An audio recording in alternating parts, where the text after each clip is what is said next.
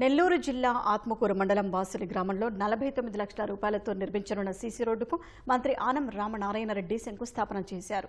గత ప్రభుత్వం అభివృద్ధి పనులను విస్మరించిందని ఆరోపించారు. మండలంలో సీసీ రోడ్లు, తాగునీటి పథకాలతో పాటు మౌలిక వస్తువుల అభివృద్ధికి ప్రభుత్వం కట్టుబడి ఉందని మంత్రి స్పష్టం చేశారు.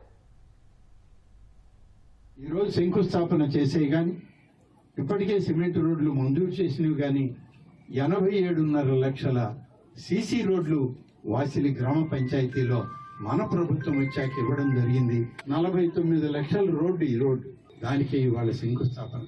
దీంతో పాటు మరిన్ని సీసీ రోడ్లు, ఇంటర్నల్ రోడ్స్ కూడా ఇచ్చాం.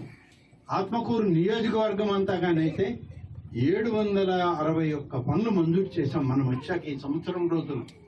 గత ప్రభుత్వాల్లో ఈ పనులు జరుగుంటే ఇవాళ మనకి అవకాశం ఉండదు.